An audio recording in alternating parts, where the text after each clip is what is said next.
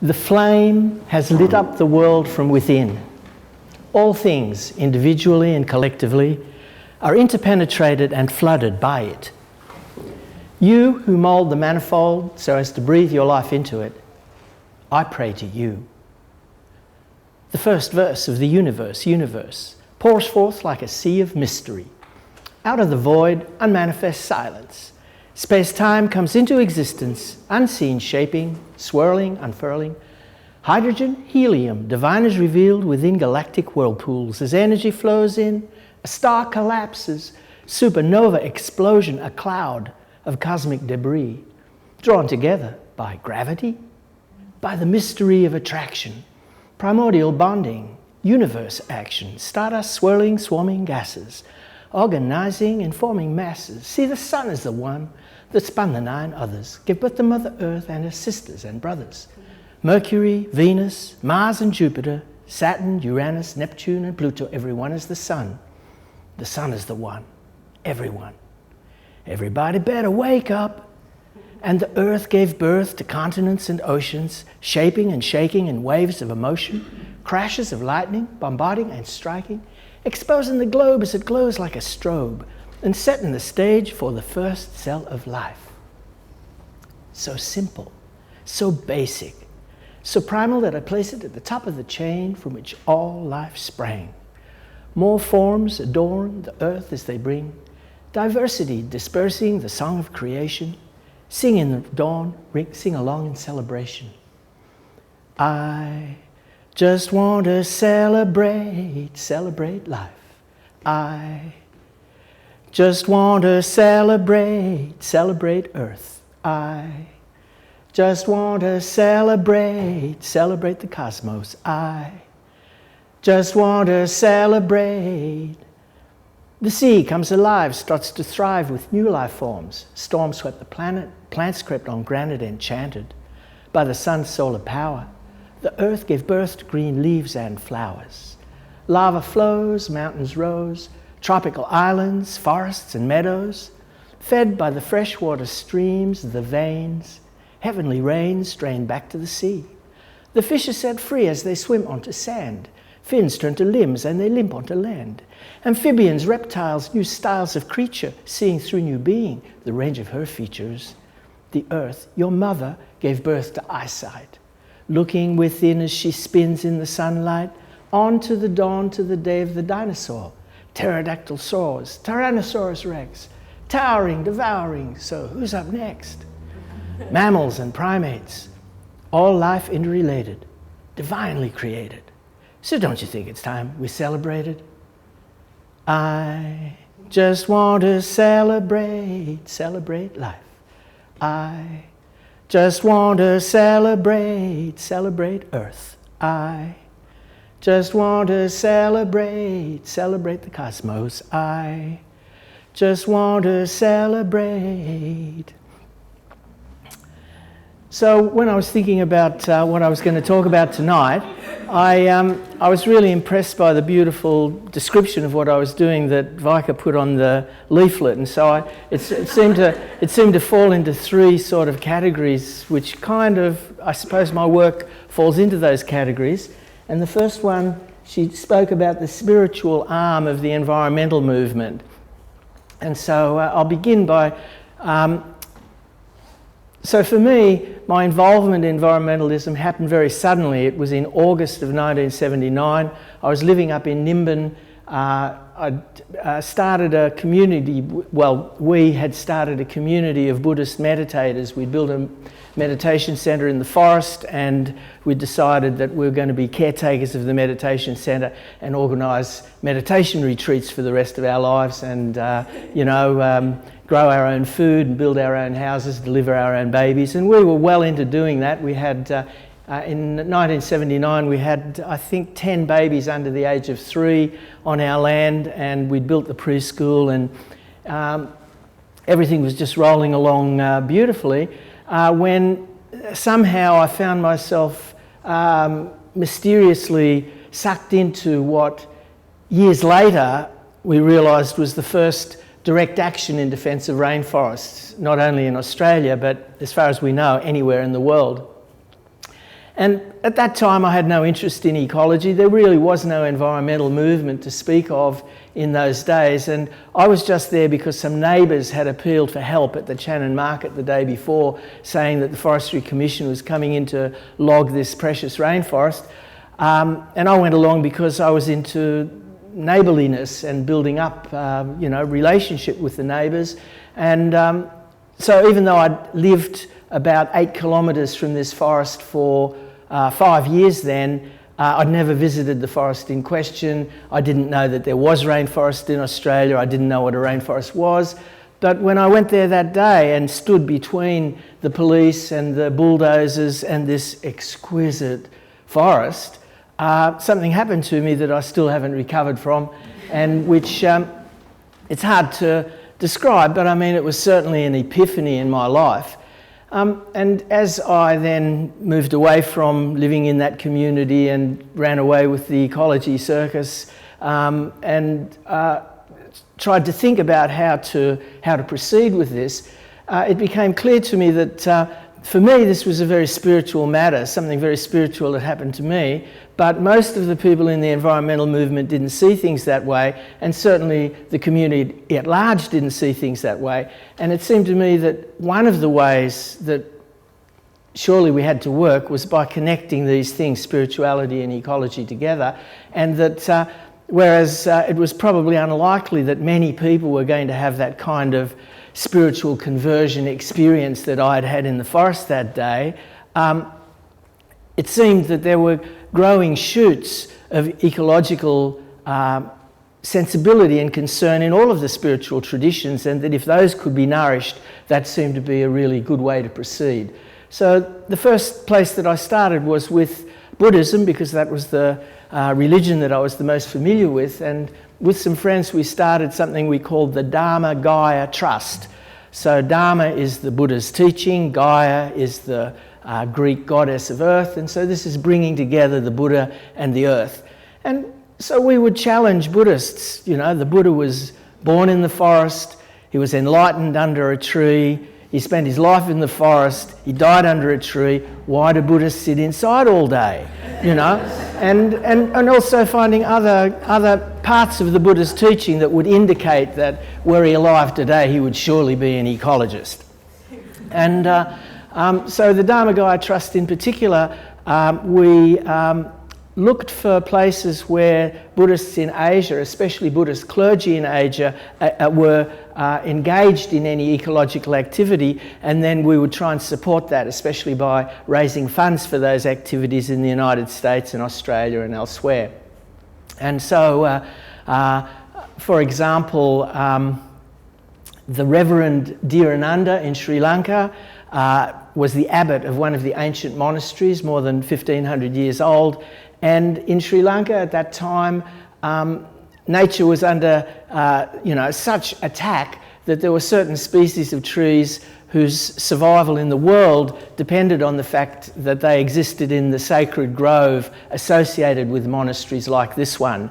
And so the Reverend Dhirananda had a plan to extend his sacred grove, and he was also teaching ecological education to the hundreds of young monks who came to him for spiritual teaching each year, and so we were raising money to support him. And another one of our projects, I've recently made a video because this is ongoing, and so that's what I'd like to show next. It's a 5-minute clip about the work of the Dharma Gaia Trust and how spirituality and ecology fit together.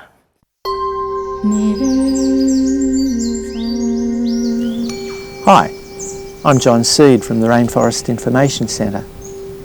We've been working for the world's rainforests since 1979.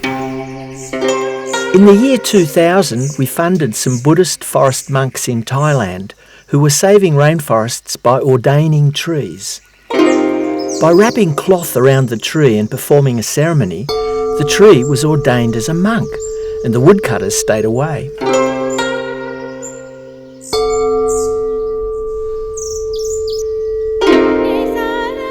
Then, in February 2013, we sent $2,000 to monks in Cambodia who'd been inspired by the Thai successes. We bought bolts of orange cloth, which the Venerable Dharmajat and his community used to try and stop illegal logging and corrupt land development.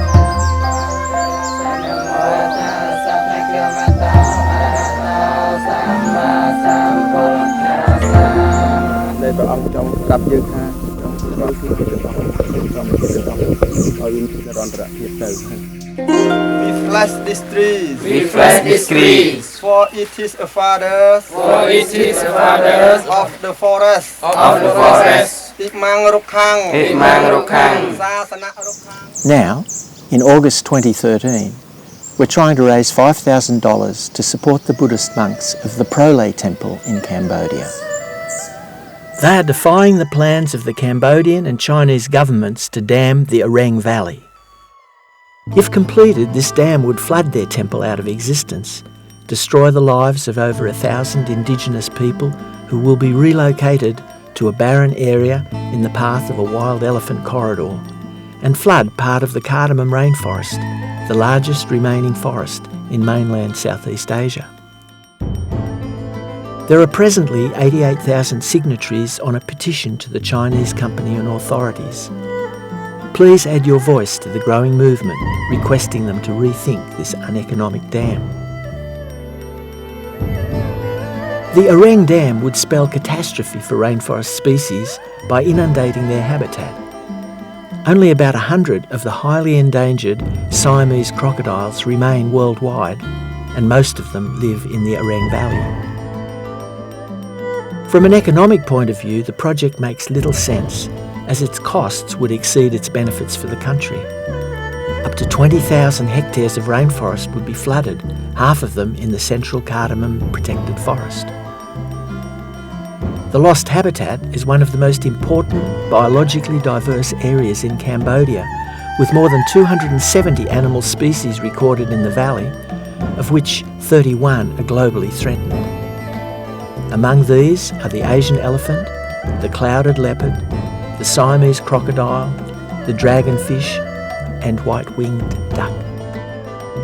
Development of the densely wooded river valley would pave the way for illegal logging and poaching. More than 1,000 indigenous Khmer Daum people face forced relocation from their ancestral homelands. Other energy companies have studied this project but turned it down. In addition to the environmental damage, the costs for the dam would be very high in view of its low capacity. It would generate electricity only in the wet season, and its projected maximum output of only 108 megawatts would not meet much of Cambodia's rising energy needs. China Godian Corporation, however, now wants to sign an agreement on the construction and operation of the dam with the Cambodian government.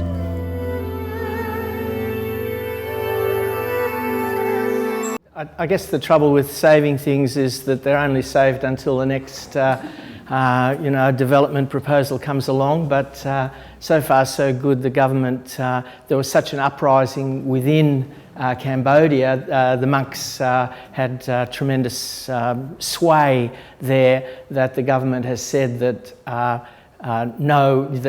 there'll be no further discussion of the dam before the next election, so that there's been a breathing space, and we'll see what happens next.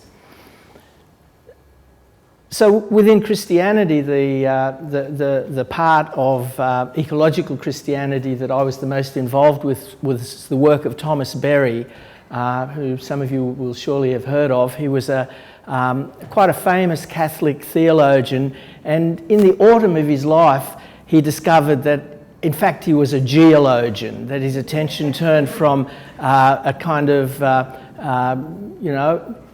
God above to the earth itself as an expression of God. And he, and in particular his colleague, Sister Miriam Therese McGillis, Thomas Berry died a few years ago, but Sister Miriam continues her work at Genesis Farm in New Jersey.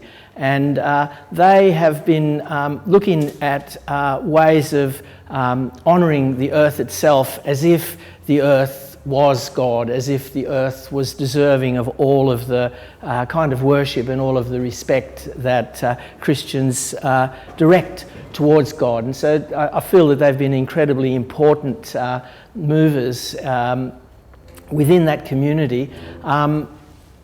I had the good fortune to do a Council of All Beings with Thomas Berry while he was alive, and Sister Miriam devised a beautiful ritual called the Cosmic Walk, which I've used in my workshops ever since. What she did in the Cosmic Walk, she creates a spiral to represent the 13.7 billion years of the life of the Earth, which she equates to the 7 days that God took to create the Earth. So she's translating between a kind of scriptural view of creation to a scientific view of creation and making them kind of interchangeable. So she takes that 13.7 billion years and she makes a spiral. My spiral that I use is 50 metres long, which means that every metre in that spiral represents 274 million years in the story of the universe. And then what you do is you have little knots in the ball of wool that makes up that spiral to represent stories within that story of the universe. So at the very and then you place a candle at each of those knots. So at the very centre there's a candle that represents the flaring forth of the universe in the first place, and the story that's told there is the amazing story that anything exists at all rather than nothing. So that's kind of the first really important story. And then you go around, everyone can choose their own, if you have to choose the 23 most important events that have taken place in the last 13.7 billion years, everyone's free to choose their own stories. And so a lot of the stories that I tell were borrowed from Sister Miriam's original version, but then I've sort of, added some stories of my own. And you walk around this spiral.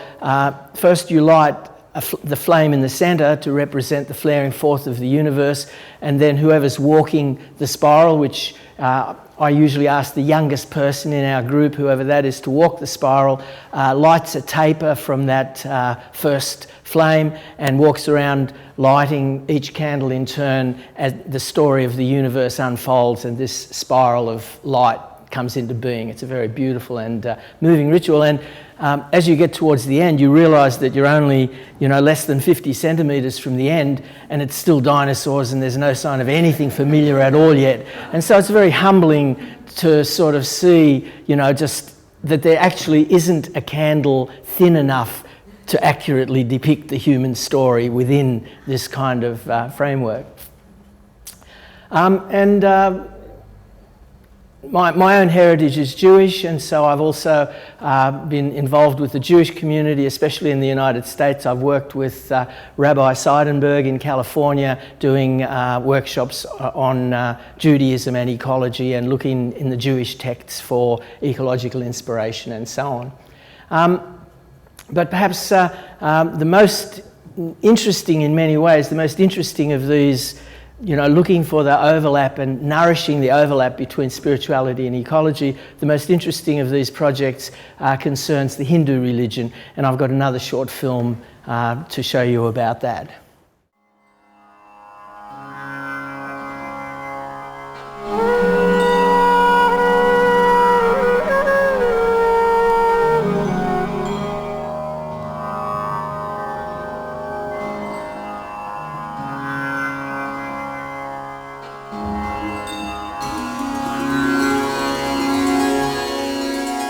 One of the places that the Rainforest Information Centre has been working is in the south of India, a mountain called Arunachala in the Indian state of Tamil Nadu. And this is one of the most sacred places in India because in Hindu mythology, in the far distant past, the trinity of gods were meeting, and two of the gods, Vishnu and Brahma, remonstrated with the third god, the supreme god Shiva, that his appearance as a column of light that stretched from infinity to infinity was dazzling them beyond endurance. And so they pleaded with him to please could he tone it down a bit. And Shiva, in his compassion, agreed to do so, and henceforth appeared as this mountain Arunachala, and that's been his only physical form ever since.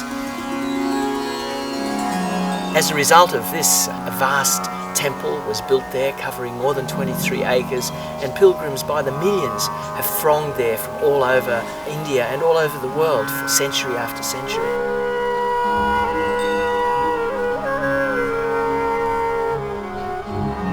In the early years of this century, one of the pilgrims that came to Arunachala was a God-intoxicated teenager named Ramana, who went on to become one of the greatest sages of the century and was famous throughout India and throughout the world.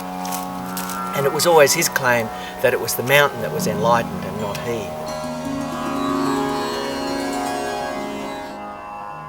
So in 1988, we received a letter at the Rainforest Information Centre from one of the nuns at Ramana's ashram. She wrote saying that in great despair, that whereas when Ramana had first arrived at the mountain, it was clothed in a mighty jungle and even tigers could be met walking along the flanks, now nothing remained but thorns and goats, and couldn't we please do something? So I composed a reply at first saying, well, look, I'm terribly sorry, we're just into saving intact rainforests and we don't really know anything about rehabilitating sacred mountains, but somehow I couldn't send that letter. And in the end, we raised some money, we did a benefit, and we sent her some money and sent her instructions about how to set up a non-government organisation capable of looking for funding, and indeed we were able to get significant funding, including 2 grants from the Australian Government Aid Agency for this project.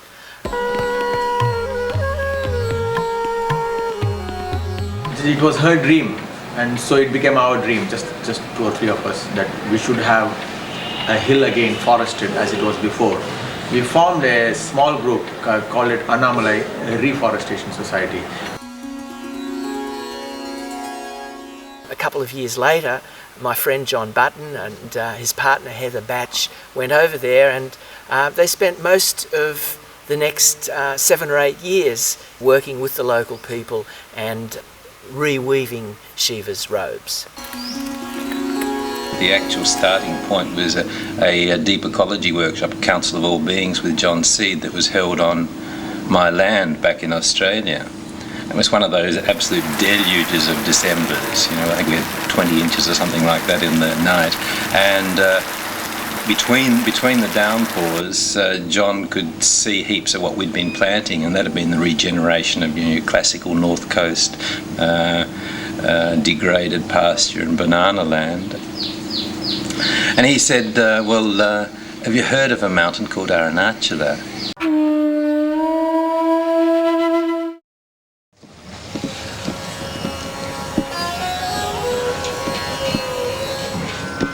For the next 7 years, John Button worked with the Arunachala Reforestation Society to reclothe the sacred mountain. The Rainforest Information Centre became involved, and I became involved by the need for there to be someone who had a passion for planting trees and some kind of dirty hands experience for getting the work done, because the people who were also really interested in re-greening Arunachala were people here on a more of a spiritual quest.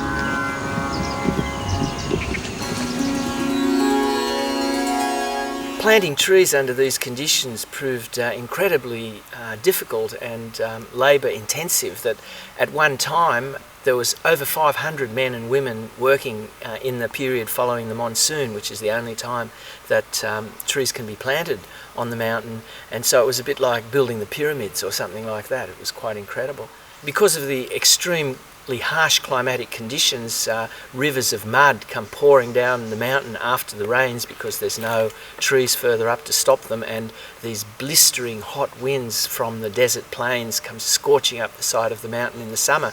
And so we found it necessary to build these individual rock walls surrounding each seedling in order to protect it and in order to create a microclimate that would allow it to grow until it was able to fend for itself. As well as the ongoing tree planting project, a model permaculture farm has been established. Regular educational courses conducted, and a huge nursery operates from within the temple.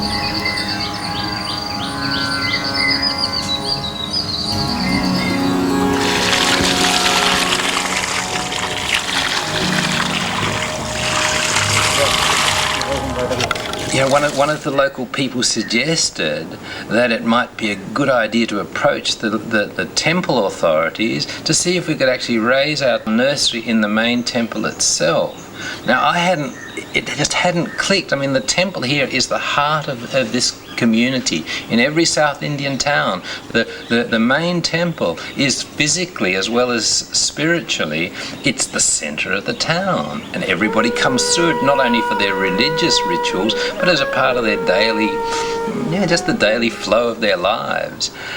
And so what happened was some of the project people approached the temple authorities asking if we could use some of the temple grounds and their waters to grow a nursery, and in the process we would regenerate the gardens of the temple.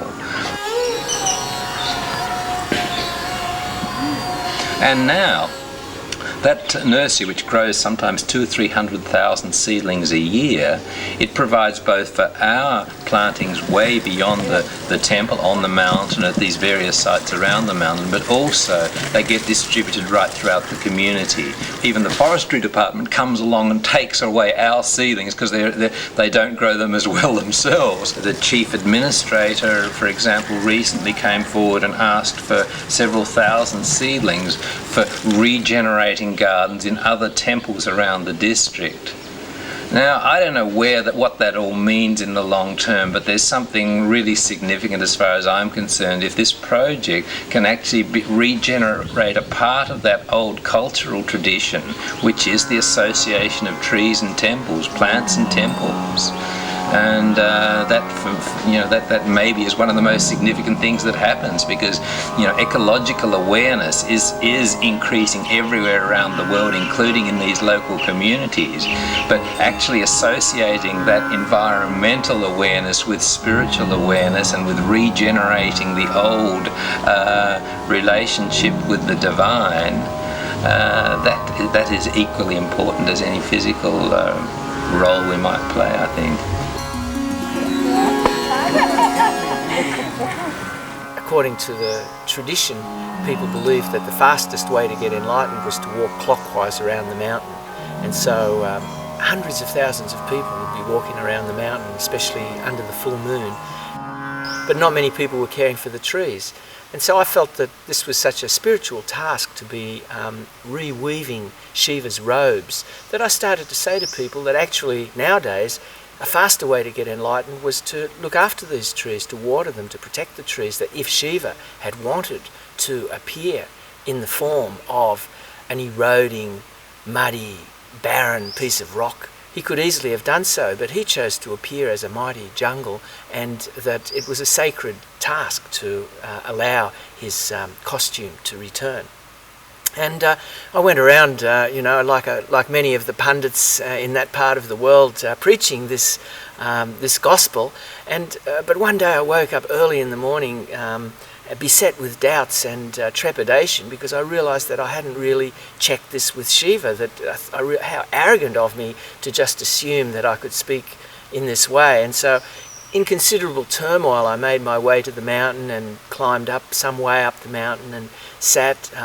To ask forgiveness really from the spiritual energies of that place, and to also find out if I might be permitted to say this kind of a thing. So I was sitting there with my eyes closed and rather sad kind of frame of mind when I heard a noise, and I looked up, and these three monkeys had appeared in the glade. I was in a glade that was surrounded by the seedlings that our project had planted, and three monkeys appeared on the edge of the glade, and they looked around cautiously, and they noticed me, but they paid no attention, and then they walked to the other side of the glade and looked around, and then they barked, and that was the sign, and a whole community of monkeys, perhaps 60 or 70 monkeys, came into the glade and just began to set up their life there in front of me. And mothers were feeding babies, and couples were making love, and young monkeys were playing with each other and rolling about. And I saw one baby monkey, what looked like leaving its mother for the first time, that it would just move a few inches away and then run back and then move a little further. And all the time these three guards were keeping an eye out, and on the other side another three guards were watching.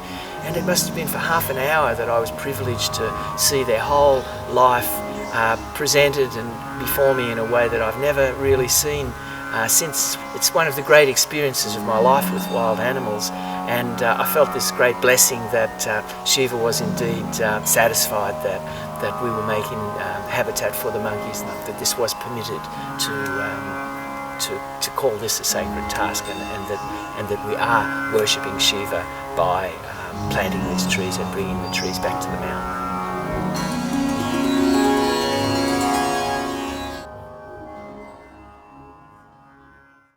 My own involvement has slowly faded as more and more local groups have been getting involved. As now, we started the first NGO more than 20 years ago now, the Arunachala Reforestation Society. But last time I looked, there was more than a dozen NGOs with a similar kind of a mission, all involved in reforesting the mountain, and many of them seeing it as a spiritual task. So the idea that the concept was taking root is very exciting. We still employ guards to prevent the trees from getting uprooted. The social problems surrounding the mountain remain the same. We work on those problems as well, that basically until the local people sort of fully take ownership of the project, the trees are going to have to be guarded. But there are many signs of that happening. The school children have formed a fire brigade to put out fires. There's lots of good stuff going on in the community, and we're also, providing sewing machines to the villages and doing all kinds of things just to try and, relieve some of the desperate poverty in the area that causes people to, the reason why the mountain needed regeneration was because every blade of grass was being cut and every twig was picked up for firewood and so on. So now the second part of what I'd like to talk about, the phrase that Vika used was the ecological self. And so this is a phrase that comes from deep ecology. Going back to Terania Creek, this campaign to save the rainforests, we were just a bunch of hippies that everyone was astounded. Like, there was nothing romantic about rainforest in those days. People thought of rainforest as being dank and full of leeches and thorny things, and it was called, up around our way, it was called the bastard scrub. There was nothing beautiful about it, and everyone, all the locals were saying, look, the hippies have gone nuts. They just couldn't believe that this was what we were struggling for, and the whole idea that rainforest is something beautiful and magnificent is something that really grew out of this movement.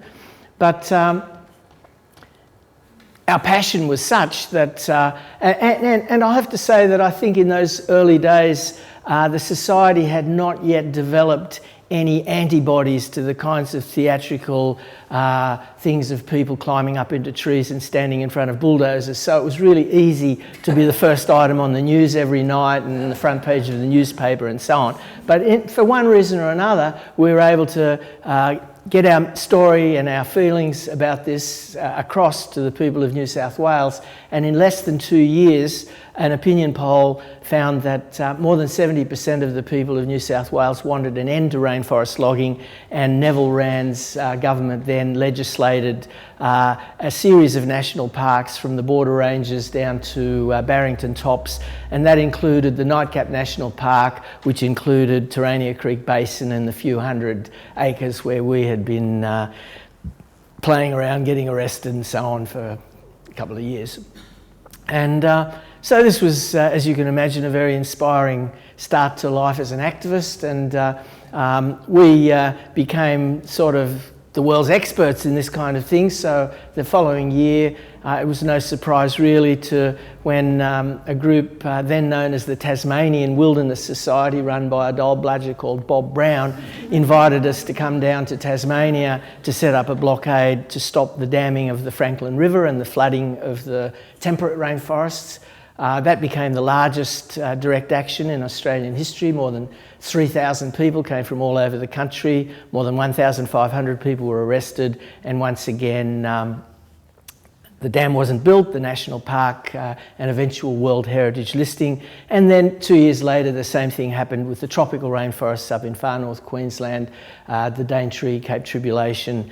We made a film about those three rainforest campaigns, which you can see on YouTube or on the Rainforest Information Centre channel, called Earth First, that describes those three actions. So we were, riding high, But at the same time, it was becoming clear, we'd started without any ecological education, but couldn't help but get a bit of an education during all of these campaigns, and realised that for every forest worldwide, for every forest that was being saved during the first half of the 80s, 1,000 forests were being lost. And clearly there was no way to save the planet one forest at a time. That unless we could sort of somehow find a way to address the underlying psychological or spiritual disease that afflicts modern humans and allows us to imagine that we can somehow profit from the destruction of our own life support systems, these actions would turn out to be of no particular significance for the world, highly satisfying for the participants, but of not much significance beyond that. And so it was in this quest to try to understand why human beings behave in such a self-defeating manner that I came upon a philosophy of nature called deep ecology. There had been a few clues before that. I'd noticed Paul Ehrlich visiting Australia, a professor from California, and he said that what we were doing in the rainforest, he said, we are sawing off the branch that we're sitting on. And so this was a kind of a great metaphor for the sense of the delusion, the disconnectedness of not understanding the significance of our actions. And in a similar vein, the British scientist James Lovelock, who went on to popularise the Gaia theory, the idea that the Earth itself is a living, integrated organism. He said that what we're doing in the rainforests is as if the brain were to decide it was the most important organ in the body and started mining the liver.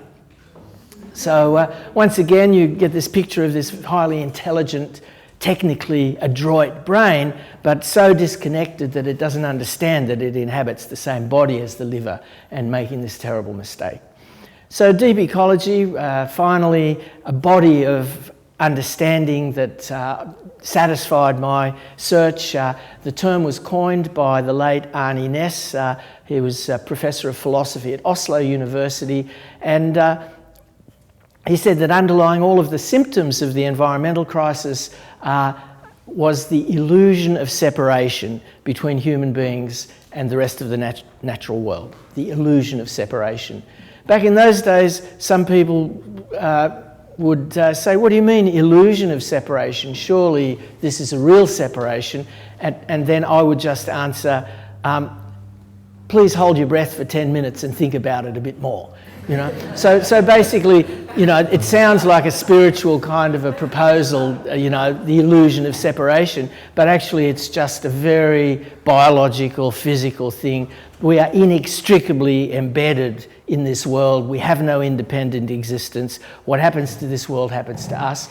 And nowadays, nobody really has the slightest difficulty with this intellectually, but what Arnie Ness said was that because this illusion of separation stems from anthropocentrism or human-centeredness, the idea that human beings are the centre of everything, and that this idea has had currency for thousands of years now, going back at least as far as the Old Testament, and the idea that man was created in God's image and that only human beings have a soul and that nature is to be in fear and, fear and trepidation of us, fear and trembling, and we are to subdue and dominate nature. These kinds of ideas have so infiltrated, have so corrupted every institution of the society and the very language that we speak, that Arnie Ness said that we're not going to be able to think our way out of this mess. He said that ecological ideas aren't enough to save us. What we need is ecological identity or ecological self. And even to speak of the environment makes it sound as if it's over there somewhere, and so it conceals from us the truth that the environment, the nature out there and the nature in here are one and the same. There can be no separation. It's impossible. And everywhere in the language, once you start to look at it, this anthropocentrism is hidden. I heard about a little town in Texas called Earth, And Earth, Texas, being a creation of human beings, is spelt with an uppercase E, even though it only holds a population of less than 1,000. But if you find yourself spelling Earth, solar system, with an uppercase E, your spell check will correct you, because Earth, this Earth, only gets a lowercase e. It's just dirt until we humans add our labour and intelligence to it and turn it into something. We humans are the source of all value. We humans create value. Nothing else has intrinsic value except human beings. Everything else only has instrumental value as a resource for us.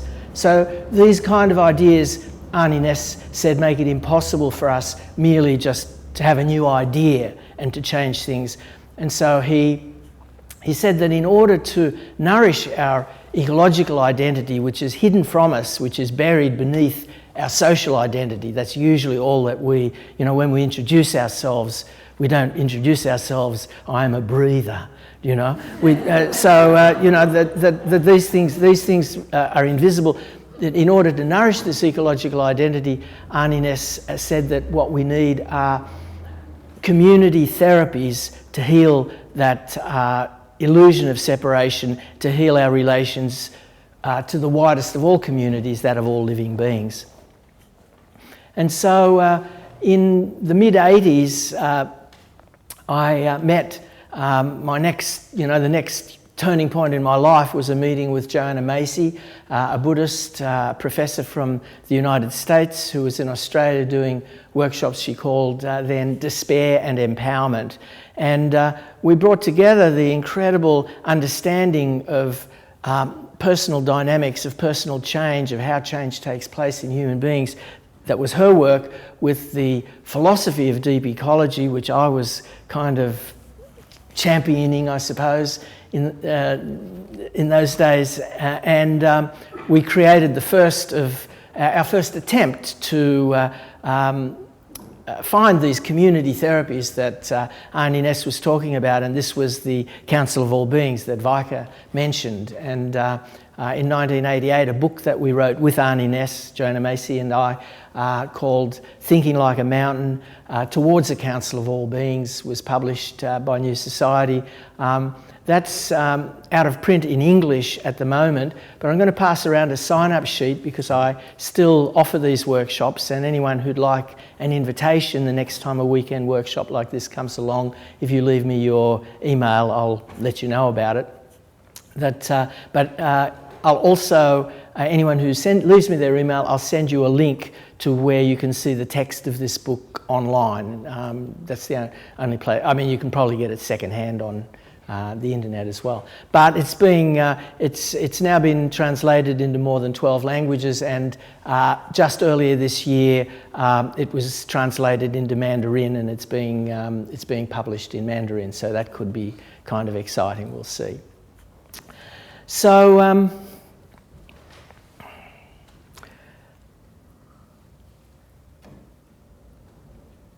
I went on to spend, the 30 years since then, I guess I've shared my life between continuing to do more traditional environmental work of campaigning and education and fundraising and filmmaking and so on, and teaching deep ecology and running these workshops, because it's clear to me that without a thoroughgoing revolution in consciousness, nothing that we're saving now is going to stay saved for very long.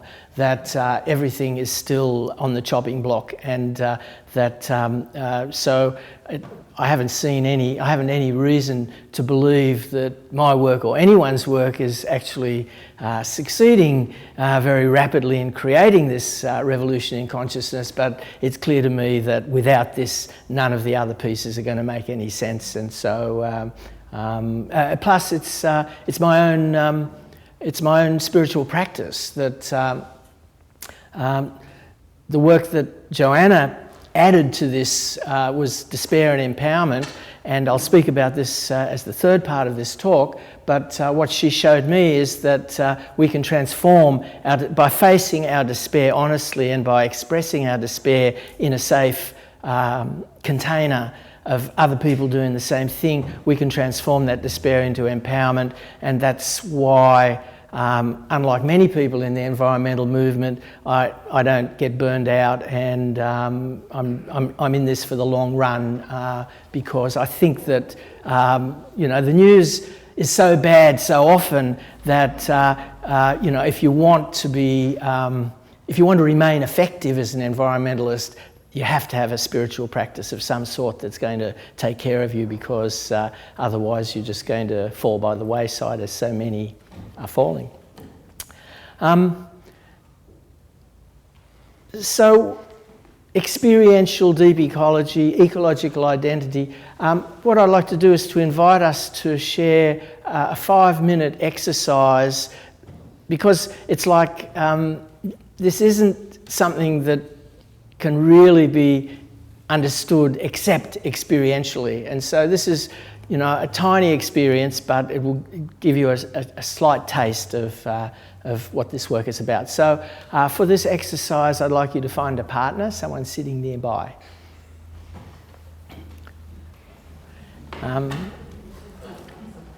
If anybody doesn't have a partner, please put up your hand and your partner can find you. There's one.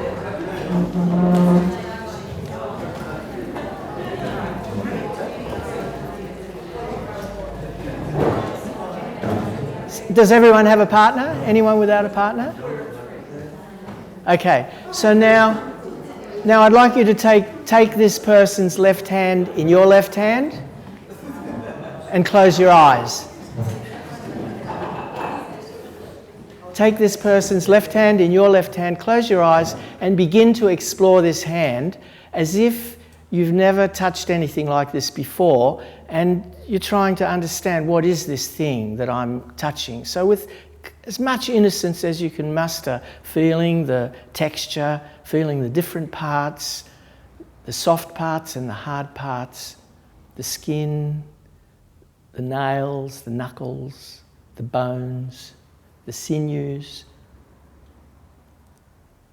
feeling the warmth or the coldness of this hand,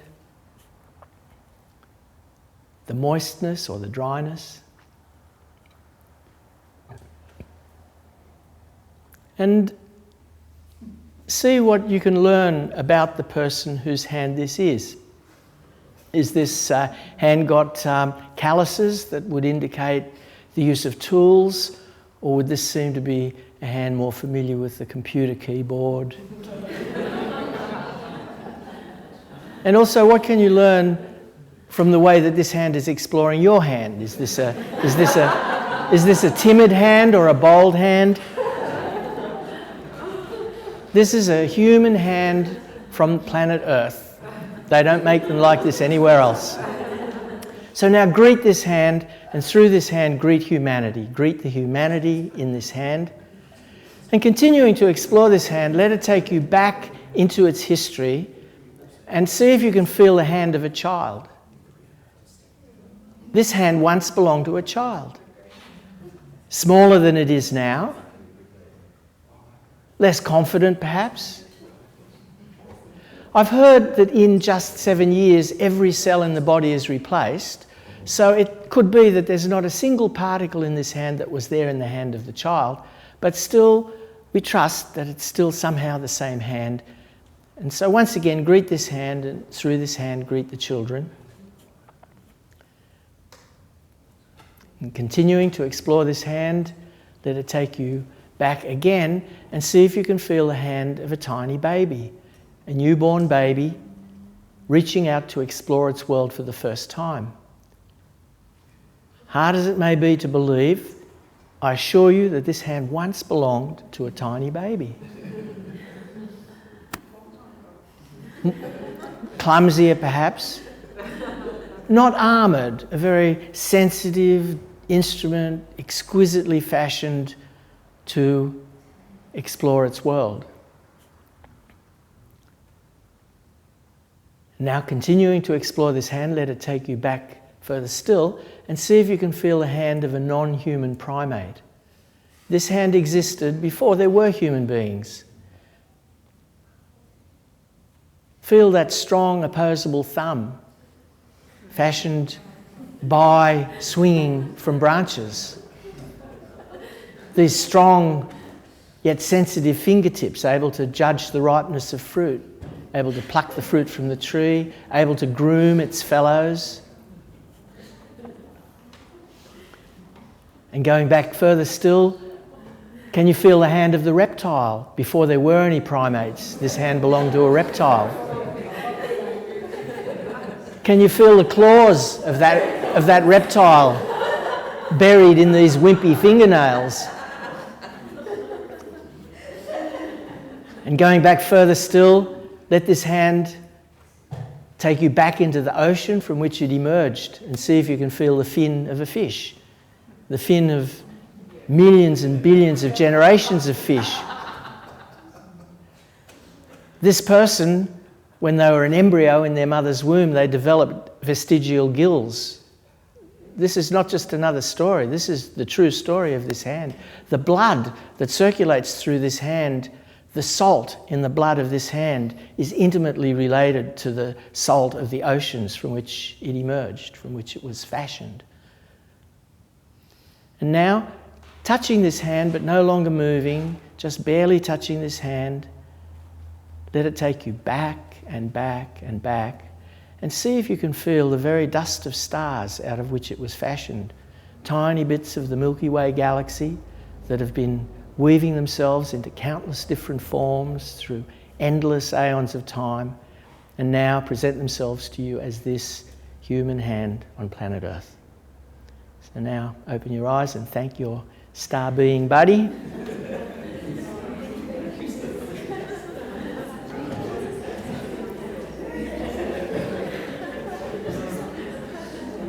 So this is the kind of process that we've been developing for moving from ecological ideas to ecological identity. And I guess I'd like to, deep ecology is best expressed through poetry, and there have been a number of poets who we regard as ancestors of the deep ecology movement. One of those poets, Gary Schneider, won a Pulitzer Prize for his poetry in the 70s. There's a great story about him that at that time he was working in the administration of the governor of California, Jerry Brown, who had a very radical administration. But Gary Schneider, the poet, was a constant irritant to everyone, and finally the governor took him aside and said, Gary, why is it that whatever the issue, you're always going against the flow? And Gary replied, Jerry, what you call the flow is just a 16,000-year eddy. I'm going with the actual flow. So this kind of illustrates, if we're caught in a 16,000-year eddy, what do we have to do in order to even recognise that there is this actual flow that underlies the eddy, without which the eddy has no existence, and how can we align ourselves with that flow? So that's the mission, I suppose, of the deep ecology movement, is finding answers to that question. Before I end this particular piece of the presentation with a poem, I'll tell one more story, which was that a couple of years after we first came up with the Council of All Beings, I had the privilege of attending a ceremony in the southwest of the United States on a mesa in the desert that was inhabited by some Hopi people who claimed that this village was the oldest continuously inhabited settlement in the Americas, they said. And when I looked at this ceremony, there was like hundreds of people, the whole community was participating, and there was just a handful of us outsiders who were watching. And with a shock, I realised that they were performing a Council of All Beings, which I thought that Joanna Macy and I had invented 2 years previously, and which they said that they had been doing continuously for thousands of years. And that prompted me to do some more research, and I discovered that I couldn't find a single example of an Indigenous society which still had its ceremonial and spiritual life intact, that didn't have ceremonies that allowed the human community to regularly meet in honour of the earth, all our relations, to worship, to acknowledge, to teach the children all of these things. And that we, modern people, may be the first, human culture ever that in our arrogance think that we can dispense with these things as being some kind of mumbo jumbo or empty ritual. That it seems to me that it's not just a modern problem. There must be some propensity of human beings to separate ourselves from the rest of the natural world, and every culture has found an antidote to this in these ceremonies and rituals that we use to remind ourselves of who we really are underneath that social identity, and not to forget that, and how much more important it is for us living so far from nature, inside walls and so on, to find some way or other to do this. So the poem that I'd like to share with you is from an earlier ancestor of the deep ecology movement, Robinson Jeffers, who was an American poet who wrote his best poetry in the 1920s, long before deep ecology had been thought of. This poem is called Signpost. I entered the life of the brown forest, the great life of the ancient peaks, the patience of stone. I felt the changes in the veins in the throat of the mountain, and I was the stream draining the mountain wood, and I the stag drinking.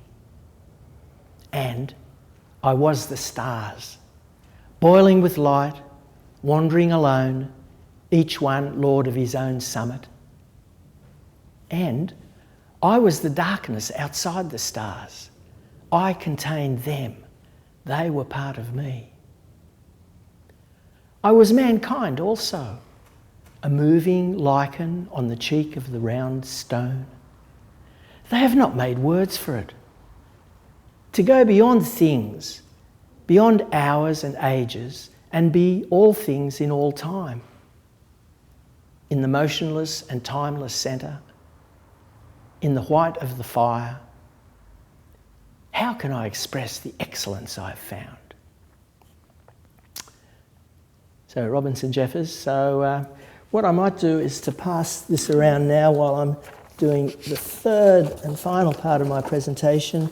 I'll only get in touch. So if you live outside Sydney, add your city and I'll let you know if I'm in Canberra or Mullumbimby or wherever doing a workshop, or if anyone else is doing a workshop there. So the best part of the flyer, I thought, Vika, was where you said the chasm between what human beings think and what human beings do, which is causing so much damage to the earth, is healed through the courageous facing of despair in their feeling life. I just thought that was really well expressed. And this was the part of the experiential deep ecology workshops that Joanna Macy brought with her. That's the work that she was doing. What Joanna taught me, and what I've found to be true, is that we live in a culture of denial where there's this extraordinary denial of a huge part of our feeling life. And so these are often referred to as the bad feelings that we try to keep at bay as much as we can, and we certainly don't easily reveal them to each other. It's almost like a failing or something wrong with us if we can't suppress our emotions and keep them down. And we learn this from a very early age. Boys don't cry, girls don't get angry, and even if our parents didn't suppress these things in us, which mostly they do, or they try to do, you wouldn't last very long at school or at kindergarten if you didn't know how to suppress those feelings. So, of course we know how to do this because we wouldn't be here, we wouldn't have been able to survive in this world if we didn't. But it comes at a huge cost. And the part of there's a much larger explanation, but the part of the cost that I'd like to talk about here is the cost to our intelligence, because we have only recently developed this big bulge above our noses that enables us to think about things, and that for 4,000 million years before that, our ancestors, our pre-human ancestors, were extremely intelligent in that every one of us has an ancestry that reaches back to the first cell of life on Earth, and one thing we can say for sure about every single one of those infinite number of ancestors is that not one of them was stupid enough to be consumed before it reached the age of being able to reproduce itself. Every single one of our ancestors, an incredible pedigree of success, 99.99999% of which took place without the benefit of thinking. So this intelligence is what we call feeling. You can call it instinct, you can call it intuition, it doesn't matter what you call it, but what we call feelings in ourselves is the remainder of this intelligence. So I'm not dissing thinking, that's a very beautiful development, but without the feelings to support it, thinking is sterile.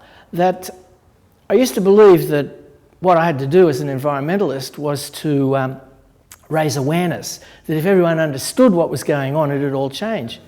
Wrong. Everyone now understands what's going on, very little has changed. And the reason is that we're helpless, we're paralysed, we're stuck. We know what's wrong, but we just feel unable to address it. We feel unable to move, and the reason for that is that it requires passion behind. It's not enough to know these things. We have to feel these things, and so a big part of the work that Joanna and I do in these workshops is that we create a safe context, and we invite people to share with each other our deepest feelings of grief and terror and rage about what's happening to our world. Joanna doesn't call it despair and empowerment any longer. She calls it honouring our pain for the world. So all of us are carrying this pain. Very few of us have a chance to honour that, certainly not publicly, to honour it. And what Joanna found was that far from being crushed by these feelings, that's the fear. The fear that we're taught is that if I were to fully experience the depth of my feelings for what's happening to my world, I would be destroyed by that. I'd become depressed and never recover. I'd commit suicide. Something terrible would happen. Wrong. No, what happens is that there's this tremendous sense of liberation and empowerment that comes from this. And so when we first started offering this, it was mainly kind of hippies and pagans and witches that came to the workshops.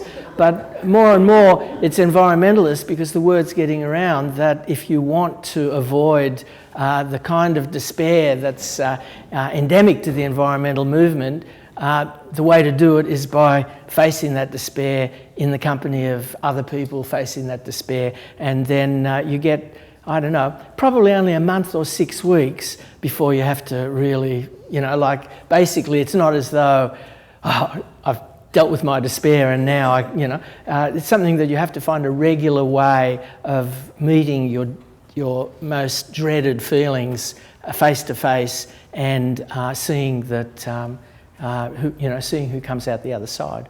So that's the third part of this presentation, and that's what we do on the Saturday morning at a weekend workshop, because that gives us the rest of Saturday and all day Sunday to make sure that everyone's okay, because sometimes it goes really deep. But I've never lost anyone, it's totally safe, So, word to the mother. I once was blind, but now I see. I understand that the planet is the source of me, literally. Just like a mum gives birth to a babe, Mother Earth's given birth to everything that's been made. Word to the mother, source of every other thing, every being in the ring of creation. And every individual is a manifestation of the grace innate in this place, space, and time. Expressing the blessing, caressing my mind. Holy osmosis, that's what the cosmos is. Boom, universe, earth, human.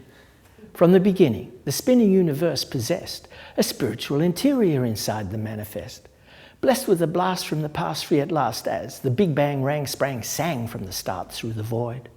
like a joy from the heart of the dark, and the light's the birthright of us all. You and I are all the fireball. A higher call inspires all with a sense of place. Let us find the divine mind behind every face. I've just begun to recognise the whole soul force. Word to the mother, word to the source. We've got to get back to the mother. We've got to get back to the earth. We've got to get back to the mother. We've got to get back to the earth. Word to the mother. So how dare we have the nerve to disturb the planetary source, the very force that brought us alive? If she ain't in effect, there ain't no way to survive. How can we see no wisdom from the ecosystem? This industrialized phase, crazed to pave highways, yikes, 50,000 toxic sites, nuclear power plants constructed with haste, without any clue what to do with the waste. Radiation seeping deep in the nation, losing patience with corporations and abusers, grinning like they're winning when we'll all be the losers. They ignore natural forces, deplete our resources, no remorse, we're off course, hold your horses. Mother, may I try to say why my society lost sight of the whole as we try and we try till we die to control the earth dream that can never be tamed and that can never be sold and that can never be named. What's a shame and as lame is that we thought it was clever to dam every river ever. Never, never land is at hand until we see and rediscover.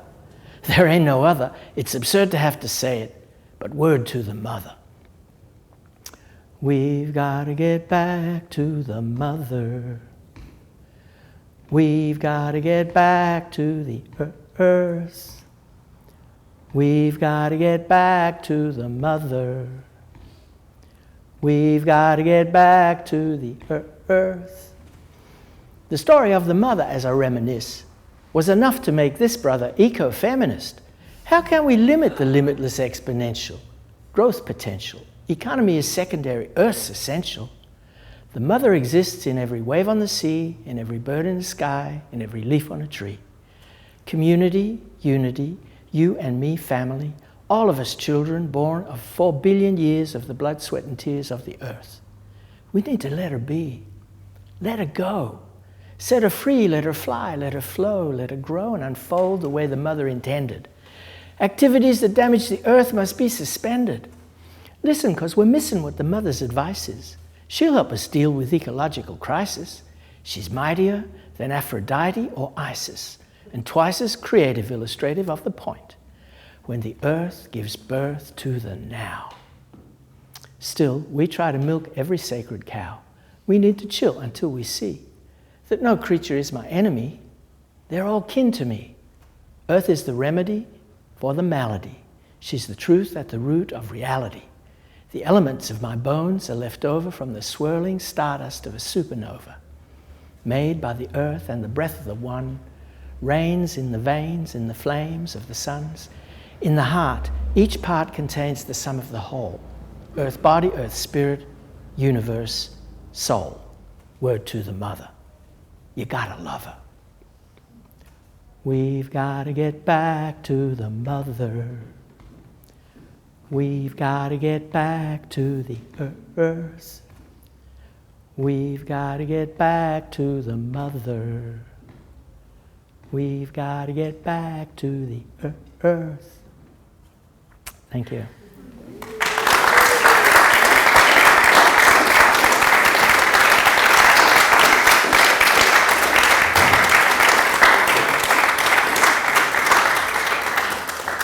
Do we have 10 minutes for just questions or discussion? I mean, not questions, more like, what do you reckon?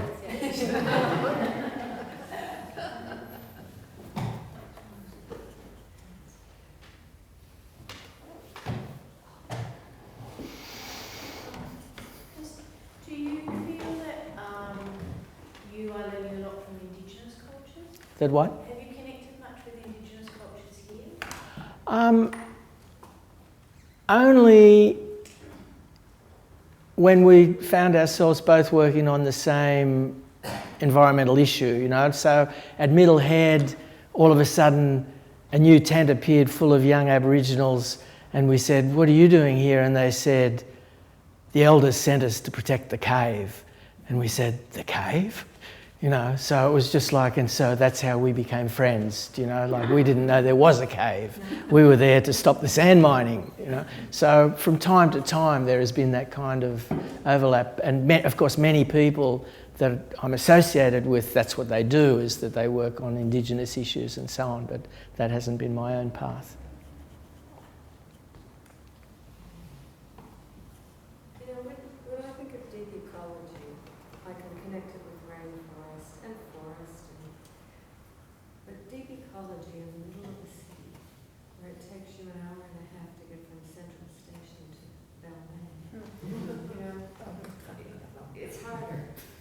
And where your neighbor's couch grass grows under your fence because they couldn't care less. Mm-hmm. And have you worked in the city much? Oh yeah, I do most of my work in the city, and I mean, the easiest way to experience these things is to find the wildest piece of nature that you can and lose yourself in it for days or weeks. But there's not enough wild nature for 7 billion people to do that, you know.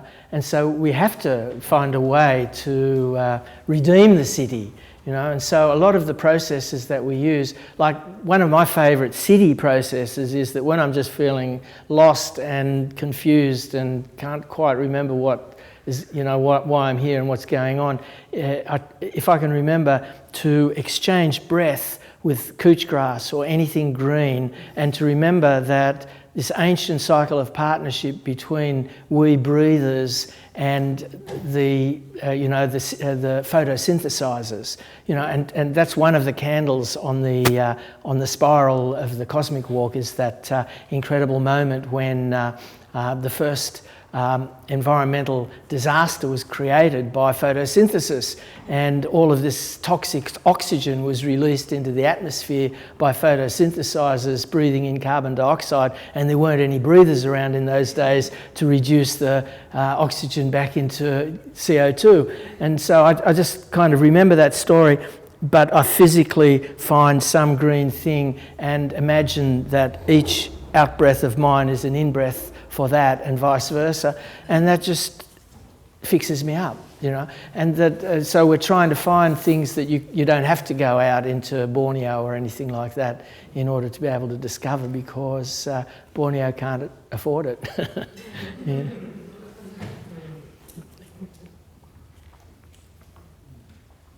It's an interesting point. You know, there's a lot of talk of cities being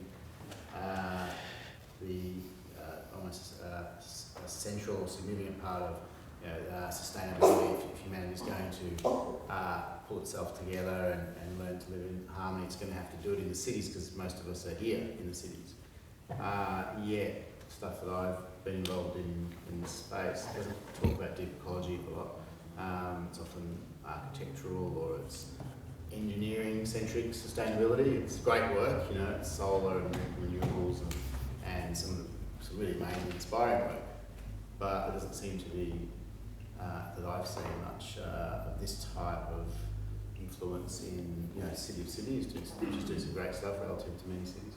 Have you had any engagement, any luck talking to the kind of folks that are doing good work in their own way in the cities, getting any traction there? Not really. I mean, this is the kind of thing, what I've noticed is that the only way that this works is if people come seeking it. That, you know, that I've often been invited to, you know, someone will come along to a workshop and say, I work for, you know, one of the 100 companies in America, and I run the marketing department, can you bring this to my team? And I say, yeah, sure. And then a week earlier they say, do you think we could call it something else and not the Council of All Beings? You know, because, and I say, what would you like to call it? And they say, well, why don't you call it a team building exercise, because it builds a sense of community, which it does. But whenever I've tried to do that, it hasn't worked. That it's only when people, it's basically the intention that people bring into it that makes it work. And so that means that you just have to wait and see whether it's going to catch on. You can't really do anything more aggressive with it than that, or at least I have never found a way, sadly. One more and then I'll sit down. Yep. Economics.